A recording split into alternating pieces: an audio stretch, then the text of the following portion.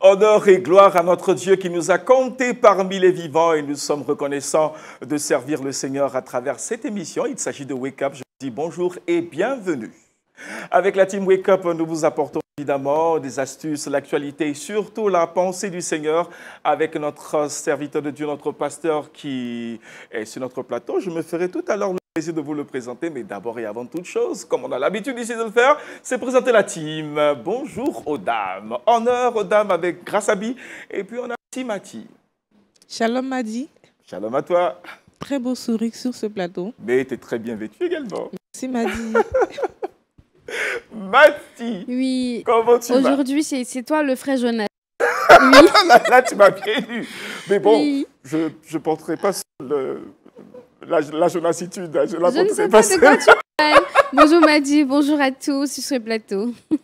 Maman Gla est sur notre plateau. Aujourd'hui est mardi, nous avons la relation d'aide. C'est tous les mardis d'ailleurs. Et puis nous avons bien les thématiques que développe Maman Marie-Claire Gla, consultante sur Lumière du Monde Télévision et qui est aussi notre consultante à nous tous les mardis sur notre antenne. Shalom Madi, shalom à toute l'équipe, shalom à nos téléspectateurs. Amen. Et puis le shalom va se poursuivre par le développement de la thématique, proposer la thématique déjà à nos téléspectateurs. Servir le Seigneur. Servir le Seigneur, très bien. Et je crois que ça mérite quand même qu'on reste toujours sur notre antenne et puis on suivra ensemble comment servir le Seigneur. Et puis nous terminons cette série de présentations par notre pasteur consultant. Il s'agit du pasteur Thierry Mbassi, président de l'Assemblée chrétienne Vie Nouvelle, pasteur principal, autant pour moi, et président de l'Union des Églises apostoliques de France qui nous fait l'honneur de partager la pensée du Seigneur avec nous sur les plateaux de Wake Up. Bonjour pasteur et bienvenue. Bonjour Madi. J'espère que vous allez bien. Très très bien. En tout cas, votre dynamisme est communicatif. Merci beaucoup, pasteur. La première fois à Abidjan? Non, c'est la 5e fois. En Côte d'Ivoire. Très super. Donc c'est un Ivoirien. Oui. À qui je veux dire Aquaba. Bienvenue. Merci. Je suis très heureux et très fier d'être là. Amen. La thématique qu'il propose aujourd'hui, c'est Dieu fait toutes choses nouvelles. Dieu fait toutes choses nouvelles et nous allons pas prendre le temps, nous allons prier d'abord le Seigneur et puis nous allons y aller avec la méditation. Je vais proposer à Sabi de nous confier dans les mains du Seigneur. Seigneur, nous te confions la tenue de cette matinale. Seigneur, que ta lumière éclaire nos téléspectateurs et notre plateau pour la seule gloire de ton nom. Amen. La Bible dit dans le psaume, comme le jeune homme rendra-t-il pur son chemin, c'est en se conduisant d'après la parole du Seigneur qui rend sage, qui rend intelligent, et c'est la base de toute crainte. Amen, pasteur. Nous sommes avec vous pour la méditation.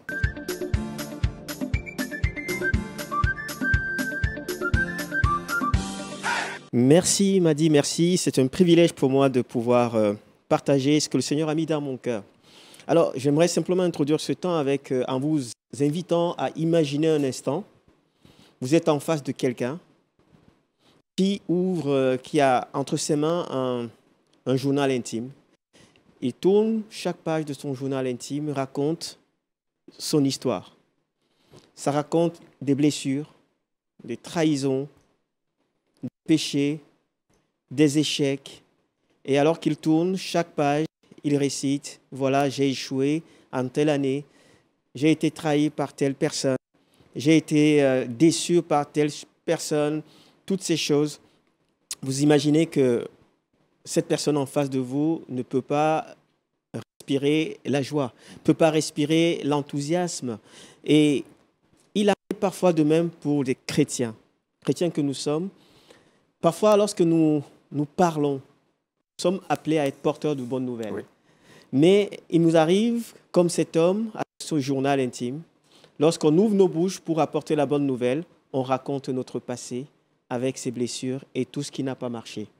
Nous sommes comme scotchés dans notre passé. Et la bonne nouvelle que le Seigneur a mis dans mon cœur pour l'Église, pour vous qui regardez peut-être ce wake-up, c'est Dieu fait toutes choses nouvelles. Et je vous invite à lire avec moi dans le livre d'Ésaïe, le prophète Ésaïe, chapitre 43, à partir du verset 18. La Bible dit ceci, il dit ceci, « Ne pensez plus aux événements passés et ne considérez plus ce qui est ancien. Voici, je vais faire une chose nouvelle sur le point d'arriver. Ne la connaîtrez-vous pas? Je mettrai un chemin dans le désert et des fleuves dans la solitude. Quelle bonne nouvelle! Bonne nouvelle qui arrive alors que le peuple d'Israël est là à penser à Babylone, à la souffrance, à l'esclavage, aux multiples défaites.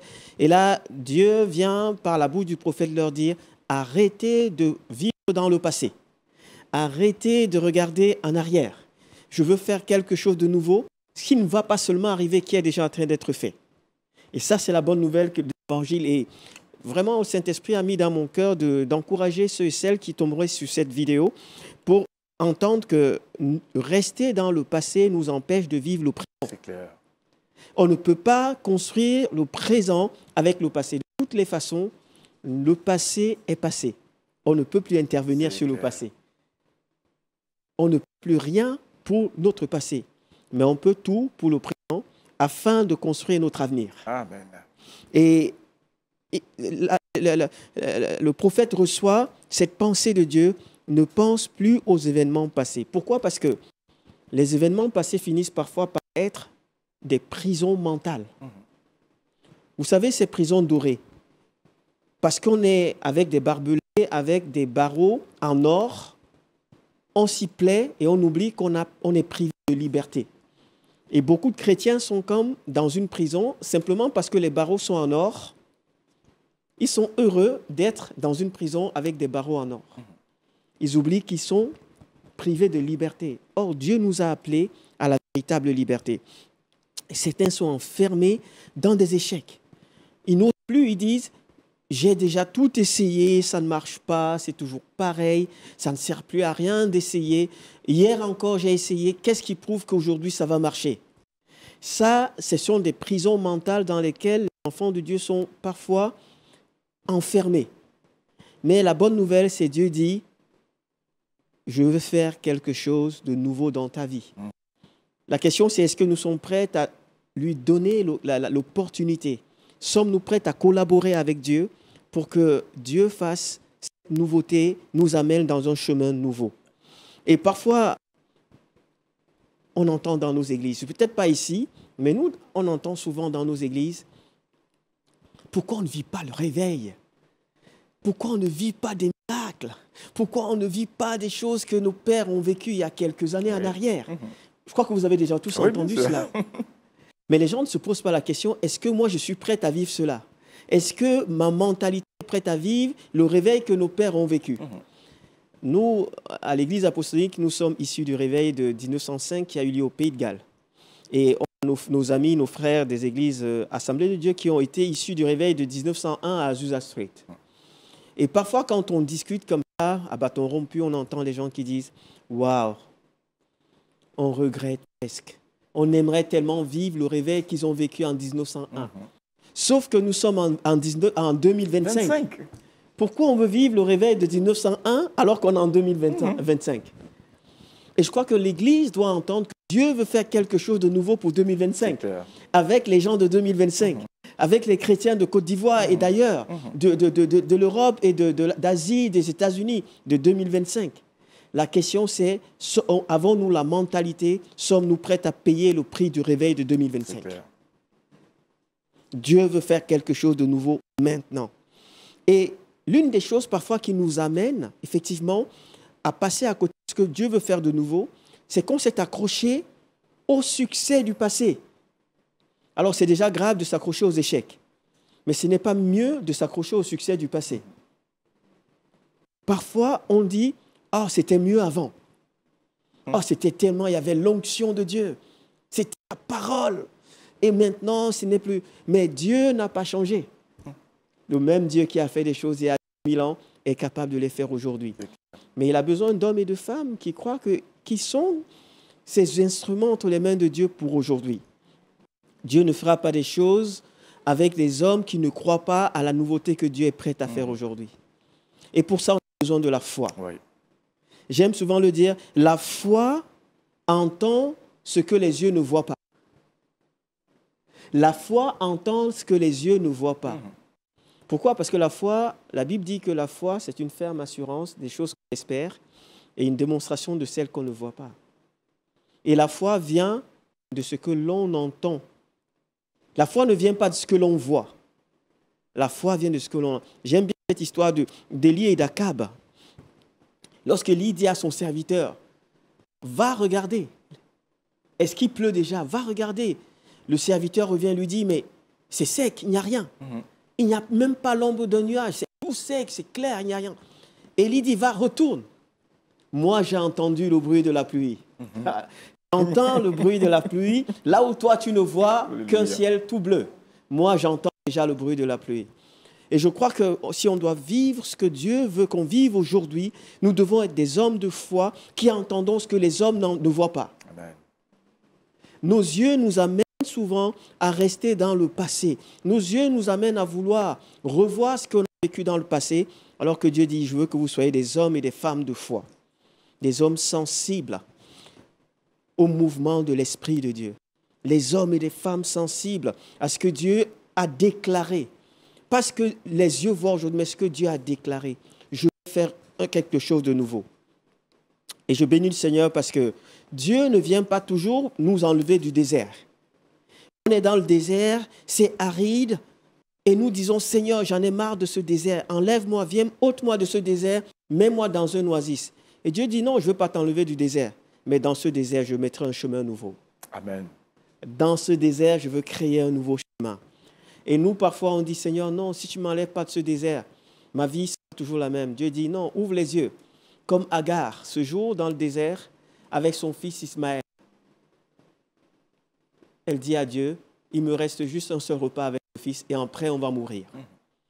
Aussi longtemps que Agar avait beaucoup de choses en elle, elle avait encore un peu à manger, la farine, de l'eau, elle ne criait pas à Dieu.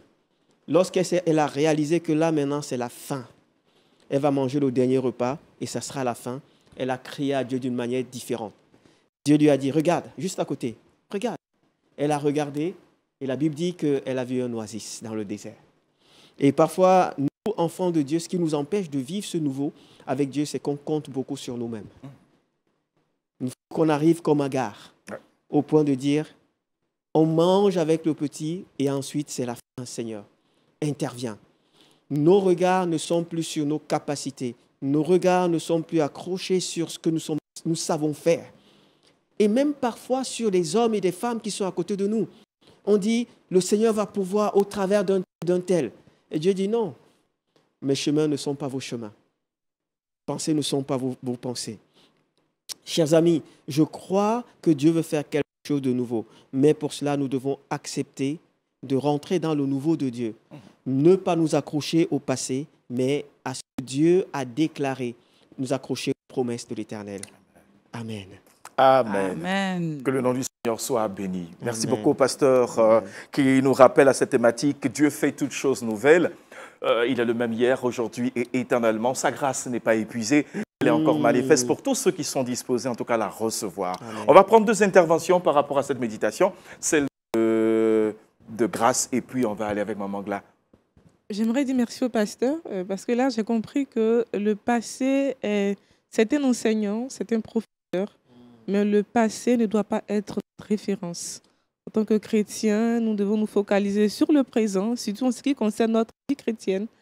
J'ai appris, j'ai compris, j'ai vu ce que les autres ont fait dans le passé. Aujourd'hui, qu'est-ce que je peux reproduire, surtout en ce qui concerne le réveil spirituel. Vraiment, merci au pasteur. Bien. Oui, c'est vraiment encore une occasion de bénir le Seigneur pour la vie du pasteur. Un message simple, accessible. Et ça fait du bien. Alors, une chose m'a frappée et que je relève, c'est cette notion de prison. Et ça, le chrétien est beaucoup victime de ce type de pensée qui l'emprisonne. Au point où ce que Dieu tient disponible pour lui, il n'arrive pas à le saisir. Il vit quelque chose tellement spirituel, ou je ne sais pas comment qualifier, que ce que Dieu veut faire dans sa vie, il n'arrive pas à y entrer. Et cette parole vient vraiment encourager. Merci, pasteur. Alors, il y a encore du temps, pasteur. On va donc laisser notre dernière intervention. Merci, Madi. Oui. Moi, ce que j'ai retenu, c'est l'histoire d'Agar que j'ai aussi, dans mon esprit, j'ai en même temps vu l'histoire de la veuve de Sarepta.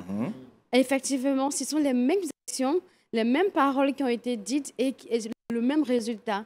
Comme quoi, si on veut aller dans le passé pour puiser le réveil du passé, bah, il faut vraiment être soi-même disponible pour le Seigneur et surtout aller avec la mouvance du Saint-Esprit. Donc moi, cette partie m'a beaucoup parlé parce que ce qui a été fait au temps d'Abraham, ce qui a été fait au temps d'Élie, ce n'était pas la même époque, mais c'est la même voix, la même foi et le même Dieu qui a agi. Et ça se fera seulement avec toi bientôt. Justement.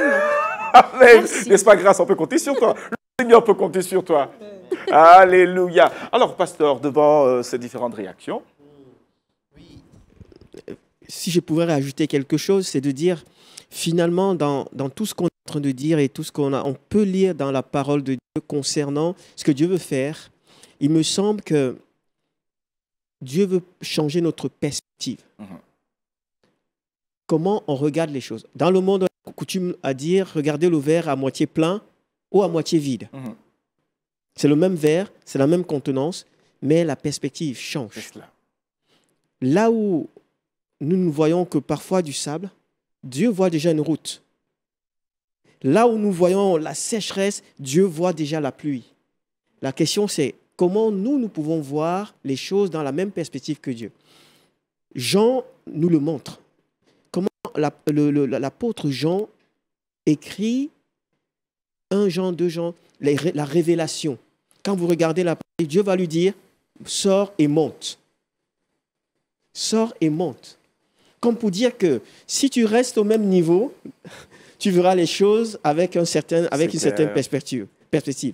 Mais si tu montes, tu ne vois plus les choses de la même manière. C'est clair. Ce qu'on va demander au pasteur, c'est de prier avec nous. Besoin de faire grandir cette foi davantage. Besoin de prier. Amen.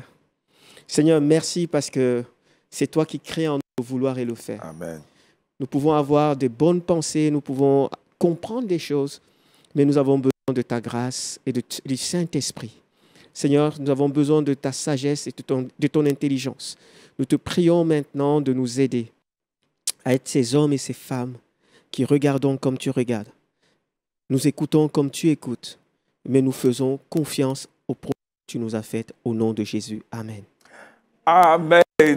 Nous bénissons le nom du Seigneur et nous rappelons cette thématique, c'est Dieu fait une chose nouvelle.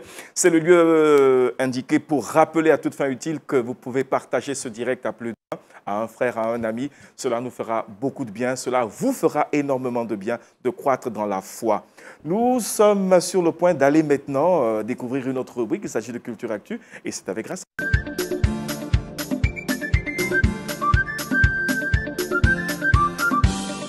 Culture Actu, nous parlons de Adriana Massia, un témoignage de résilience. Merci Madi. Aujourd'hui, permettez-moi de vous présenter avec beaucoup d'attention un portrait qui est hors du commun.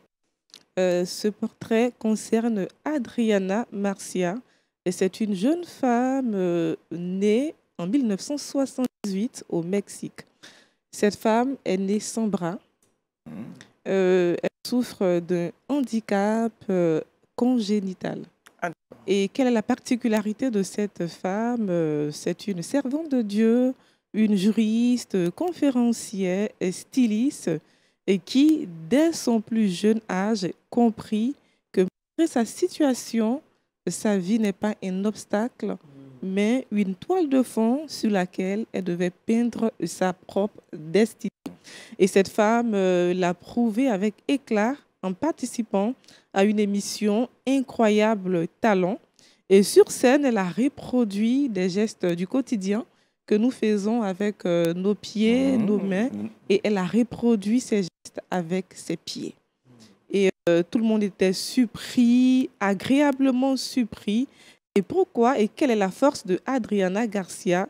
Et sa force réside en sa foi. Pour elle, Dieu est la présence constante de sa vie. Je cite ces mots. Dieu est comme une lumière qui guide chacun de mes pas. Dieu est avec moi chaque jour, dans chaque geste, dans chaque instant difficile. Je ne peux concevoir ma vie sans lui. Il ne s'agit pas de défier autrui, ni d'être meilleur que lui, mais d'être meilleur que soi chaque jour. Tant de choses se sont passées dans ma vie, mais je pense que ma force réside en Jésus-Christ de Nazareth. Et moi, je pense que cette femme a une force intouchable et sa force, c'est sa foi en Jésus-Christ de Nazareth. Et c'est un rappel que malgré les situations que nous vivons, malgré les situations difficiles, malgré la santé un peu déferlante, nous devons compter sur le Seigneur et parce que notre force réside dans le Seigneur Jésus-Christ. Comme Adriana Massia, vous avez peut-être des pieds, des mains, mais elle n'a pas de bras, mais malgré ça, elle garde la joie de vivre. Donc, gardez votre joie de vivre malgré vos situations. Que Dieu vous bénisse. Amen, malgré la santé défaillante, n'est-ce pas? Et puis, à côté de cela, de ce témoignage, est-ce que l'impact dans la conversion a été quand même remarquable? Oui, remarquable, agréablement remarquable, puisqu'elle a mis en place un ouvrage. Un ouvrage, dans cet ouvrage-là, elle met en lumière sa foi chrétienne, la présence constante de Dieu dans sa vie. Donc, c'est vraiment agréable. Pasteur, vous connaissez Maria? Oui, j'ai entendu parler de son histoire qui est vraiment bouleversante, mais tellement encourageante. Ouais. Et ce que je peux dire concernant notre sœur, c'est qu'elle a mis en pratique ce texte de la parole de Dieu qui dit « La joie du Seigneur est votre force ». Amen. Parce que finalement, nous, on récite souvent ce texte, mais combien de fois, lorsque nous rencontrons des difficultés, on perd tous nos moyens et on oublie que la joie du Seigneur doit être notre force. Quel est le regard que Dieu porte sur ma vie? Que tout aille bien, que je sois malade, là, Dieu est fier de moi. Amen. Dieu est fier de nous. Il se réjouit de ce que nous sommes. Même lorsque nous sommes en difficulté, Dieu est fier de nous. C'est ça qui doit faire notre force. Lorsque je regarde Dieu, je ne regarde pas ma situation, je dis, mais si Dieu, qui a créé, qui connaît ma situation, est fier de moi, ça doit me procurer la force. Ouais. Et cette femme a été vraiment un encouragement pour moi, mais pour plusieurs chrétiens. Certainement. La joie du Seigneur était sa force. Amen. Merci beaucoup, Grâce Abi. C'est vrai qu'on aurait voulu que tout le monde intervienne à ce sujet. Je vois déjà Mathie qui a envie de dire son petit mot. Mais ce qu'on va faire, on va laisser juste la vidéo du jour parler et puis on va revenir tout à l'heure. Donc, pour la vidéo du jour aujourd'hui, nous parlons de la plaque à griffes. C'est quoi? Ça fait partie encore des nombreuses innovations qui sont proposées dans ce monde entier pour améliorer le quotidien de l'humanité. La plaque à griffes.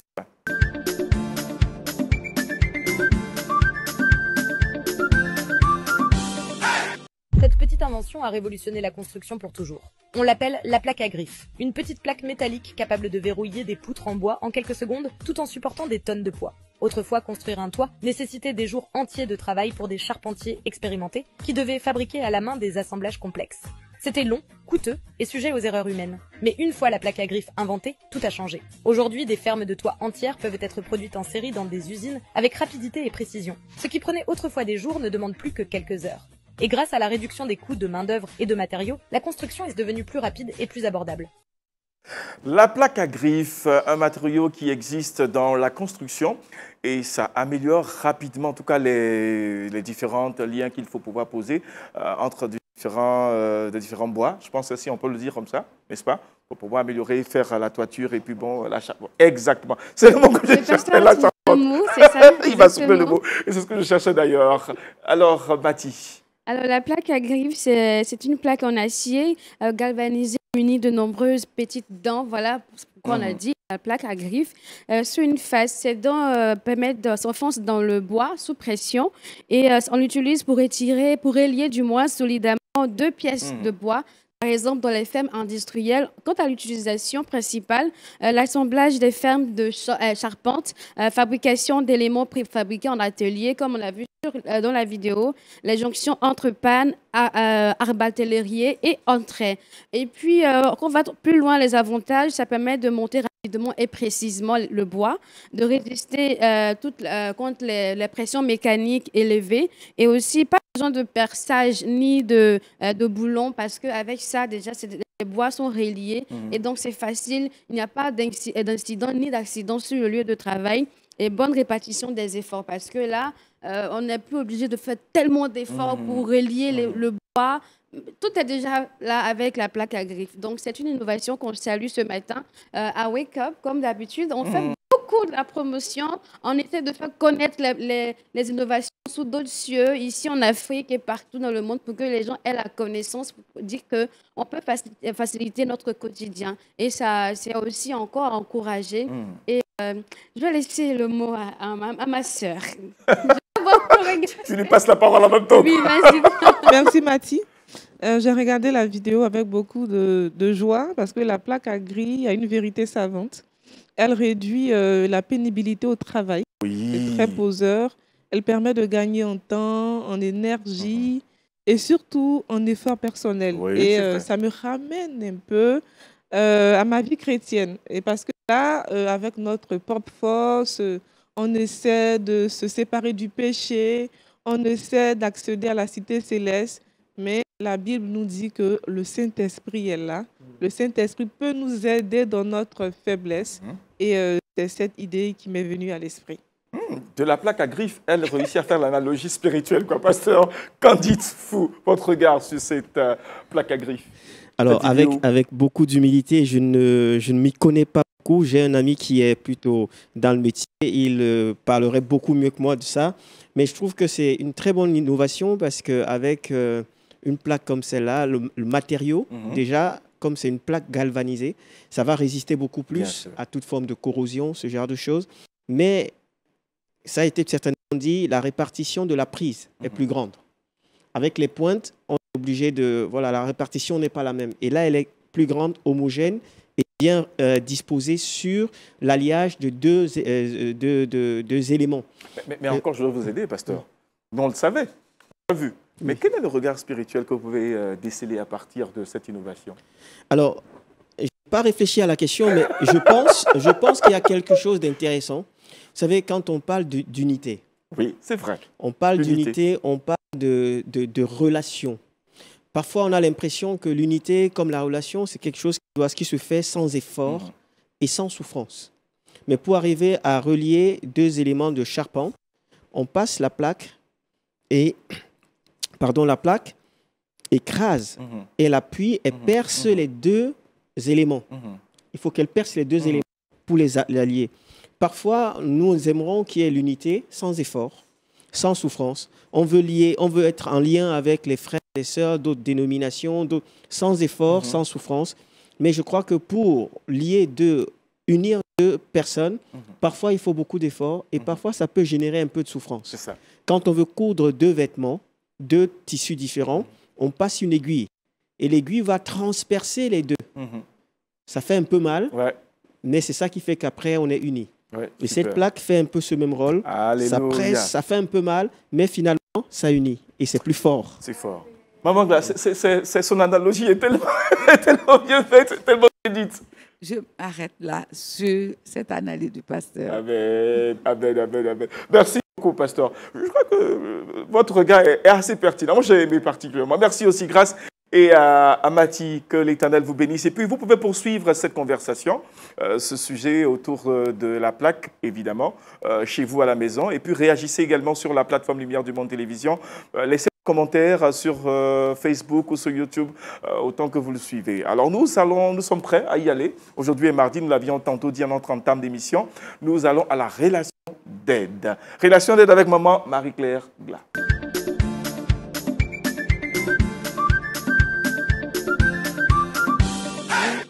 Merci Madi. Et chers téléspectateurs, aujourd'hui, nous voulons attirer notre regard sur quelque chose de fondamental dans notre vie chrétienne, servir le Seigneur. Alors, servir le Seigneur, si on veut définir rapidement, c'est vraiment reconnaître l'autorité de Dieu et l'honorer dans tous les aspects de notre vie. Mais notre compréhension, je vais dire quotidienne, pratique de ce service, souvent nous crée plus de difficultés qu'il faut en fait. Et c'est pourquoi tout à l'heure, j'ai relevé le thème de prison que le pasteur a mentionné dans la méditation. Dans ma communauté, souvent on pose la question, aux nouveaux qui viennent, surtout dans les communautés rurales, d'où venez-vous et qu'est-ce que vous faites dans l'église? Et puis, bon, la personne se présente, soit elle dit, je chante dans la chorale, ou ben, je participe au groupe, n'est-ce pas, voilà, de nettoyage. Et puis, il y en a qui disent, moi, je ne fais rien. Et c'est de là que vient l'expression, je suis un simple chrétien. Parce qu'on pense que servir le Seigneur, la première chose qu'on voit, c'est le pasteur. Il est à la chair. Et c'est pourquoi on l'appelle le serviteur de Dieu. Parce que c'est un service à plein temps. Oui, on est membre de la chorale, ou on est, en tout cas, dans le service d'autres. Et donc, si on n'appartient pas à ces groupes, bon, on croit qu'on ne peut rien faire, on n'a pas les talents qu'il faut, on n'a peut-être pas encore connu le don, etc., etc. Mais en réalité, c'est notre vie de tous les jours qui est le service du Seigneur. Et si on l'a compris, alors nous vivrons autrement, justement, cette vie de tous les jours. Alors, je voudrais donner un témoignage personnel qui pourrait aider. J'ai été professeur d'anglais pendant 10 ans. Et j'ai fait de l'administration pendant 32 ans. 42 ans de service. Bravo. Bien rempli. Quand j'ai fini les 10 ans d'enseignement d'anglais et que je suis rentrée dans l'administration, cette langue était devenue inutile. Parce que dans le pays, la Côte d'Ivoire où je travaille, on n'a pas besoin de l'anglais dans le bureau. Mais qu'est-ce que j'ai fait? J'ai dit, Seigneur, tu m'as donné la langue anglaise comme un outil de travail. Aujourd'hui, je ne m'en sers plus pour, justement, cette vie professionnelle. Je te remets cet outil afin que toi, Dieu, tu t'en serves. Et cette prière, je l'ai faite un jour à bord de ma voiture, j'étais au niveau du plateau et tout. Mais toutes ces années, pour une langue qu'on ne parle pas au quotidien dans le pays où je suis, cette langue est restée intacte. Et même qu'elle s'améliore. Récemment, nous étions à Florence et j'ai contribué à la traduction pour, de l'anglais au français et aussi du français à l'anglais. Et souvent, ceux qui m'écoutent me posent la question, mais comment vous faites? Parce que votre anglais, en tout cas, il qualifie cet anglais de très bien. Mais c'est parce que ce n'est plus dans ma main, parce que ça est dans la main du Seigneur. Amen. Et ce n'est plus moi, n'est-ce pas, qui active, c'est Dieu qui active. Et c'est de ça que le Seigneur a besoin pour son service. Là où tu es, dans la couture, dans la coiffure, à la maison, ça dit, tant que ça est dans ta main, ça reste au niveau normal, au niveau naturel. Quand tu remets au Seigneur, alors ton service au quotidien devient une œuvre dont le Seigneur va se saisir pour impacter, pour servir, pour aider, etc. Et c'est donc à ça que je voudrais encourager chacun de nous. Il n'y a pas de simples chrétiens. Nos vies ont été rachetées à grand prix pour servir le Seigneur. Et nous sommes à Lumière du Monde Télévision. Nous avons fait vocation de servir le Seigneur à travers la communication. N'est-ce pas, Mathie? Exactement, Madi. Et c'est très bien expliqué. Et j'aime l'action et la vérité. Elle a montré au travers de sa vie.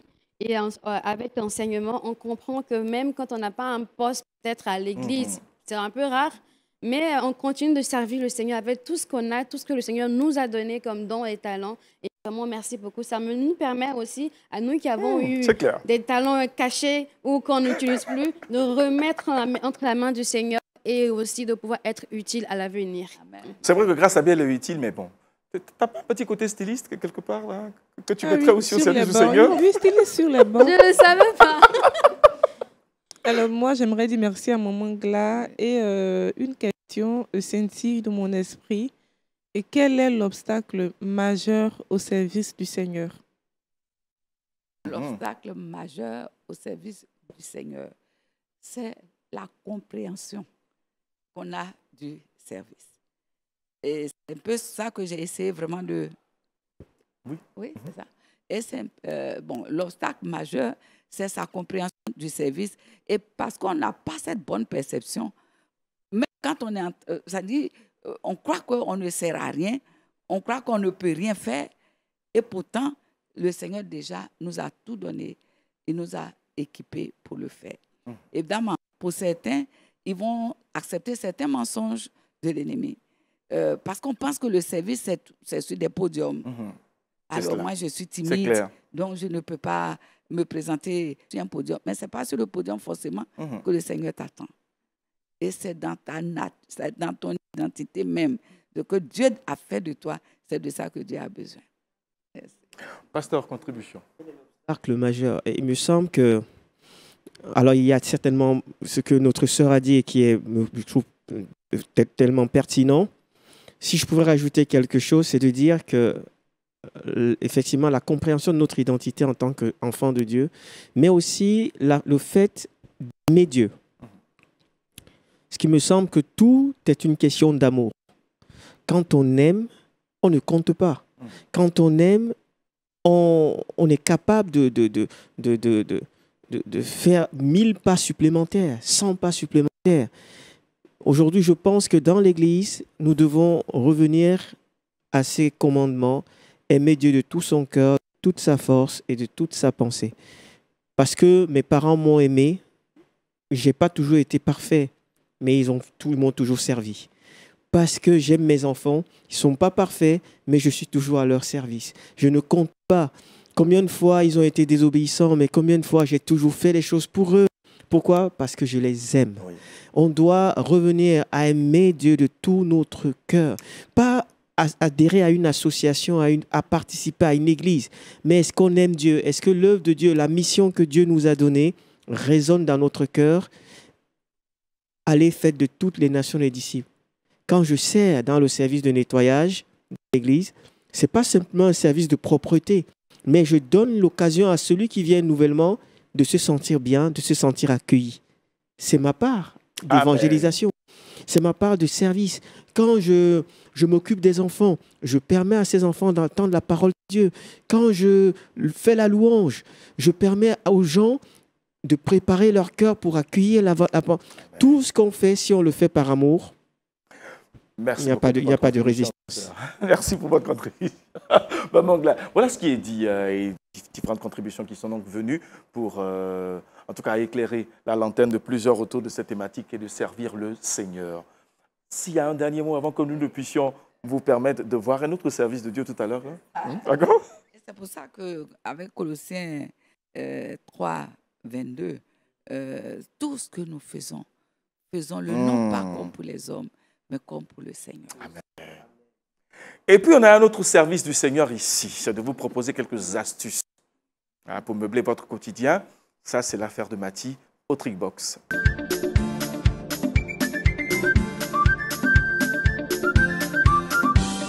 Et qu'est-ce qu'aujourd'hui on aura au Trickbox, Mathie? Eh bien, aujourd'hui, on va apprendre à retirer l'excès de gras sur une sauce. Dans une sauce, ça dépend de vous.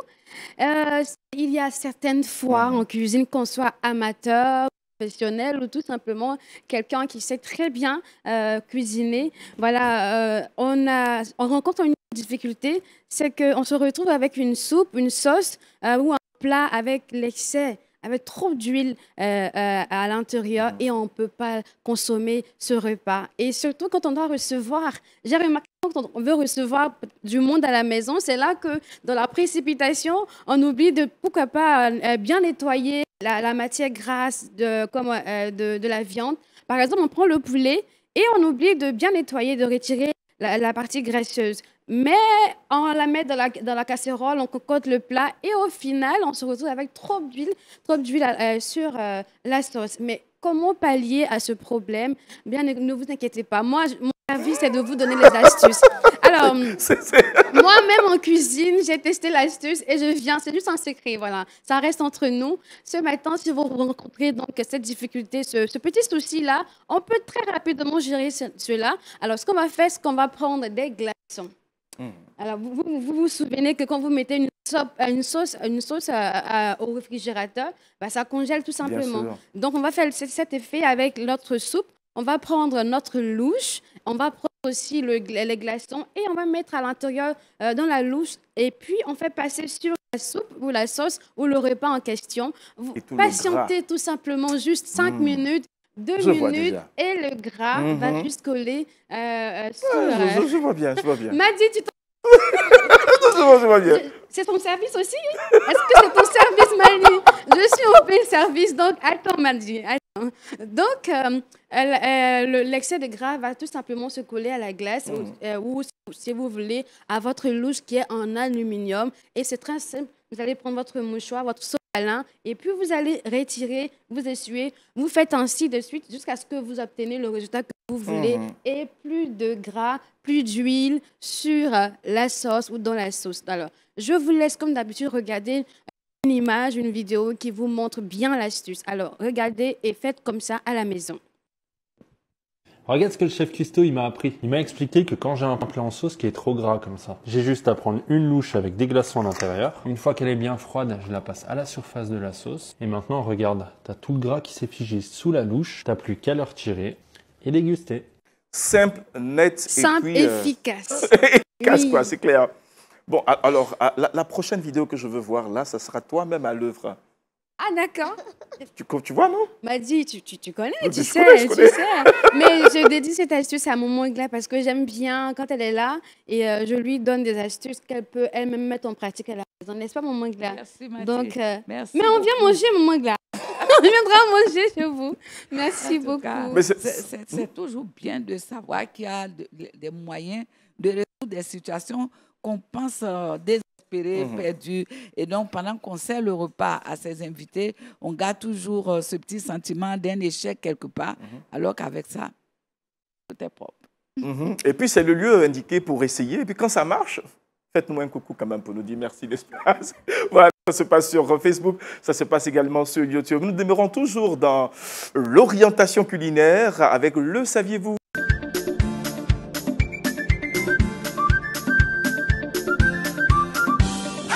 Nous saurons aujourd'hui qui est l'inventeur du sucre. L'inventeur du sucre grâce à... Merci Madi. Aujourd'hui, on va parler de la découverte du sucre. Darius Ier, grand roi de l'Empire de Perse, est parti à la conquête de l'Inde en l'an 500. Et cet homme fit une découverte surprenante. C'est l'an 500 avant Jésus-Christ ou après? 500 avant Jésus-Christ. Et il fit une découverte surprenante, celle du sucre à travers la canne à sucre. Alors, il décide de garder ce secret jalousement parce qu'à l'époque, le sucre n'était pas un aliment simple. C'était un joyau précieux, plus précieux que l'or, parce qu'il était conservé comme un investissement. Et le sucre se trouvait dans des maisons de rois, dans des festins, des personnes qui avaient assez de richesse. C'était une richesse très forte à l'époque.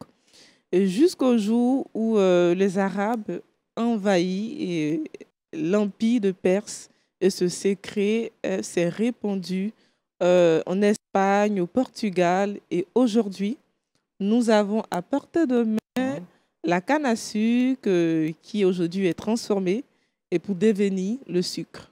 Et c'est une richesse vraiment formidable.